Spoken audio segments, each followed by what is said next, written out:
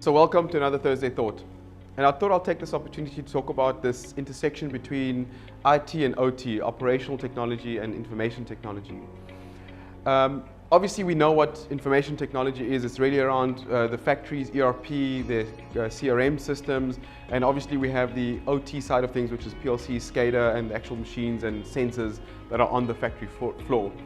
And this intersection between the two is a very interesting space and changing in this whole Industry 4.0 space. If you take a little deeper look at the interactions between the different systems in a factory, it looks like chaos. So this is an interesting picture I found that talks about and illustrates all of the interactions and communications between the different systems on a factory. And what's really nice is this illustration put together by the International Society of Automation. This hierarchy is typically known as the functional hierarchy, or ISA 95. And what this shows is the different levels within a factory. So you start at level 0, which is the physical sensors and actuators on the production floor. We then move up into the sensors and control system, PLCs, SCADA, etc. Then we move into the typical MES layer that's actually sequencing and controlling what gets built on the production line, all the way into the ERP systems that's taking customer orders, managing the logistics and warehouses. And the challenge we have in today's world is that what you see is that these systems are very segmented. And the difficulty and where we spend a lot of money in factories is being able to connect these different layers.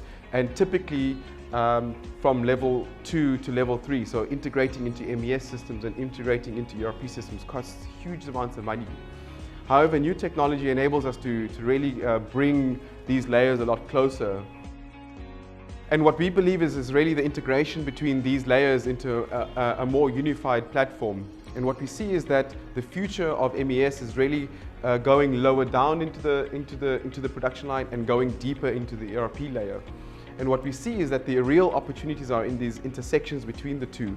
If we can find clever ways to interact between hardware and between OT systems and operational systems, I think there's a huge opportunity.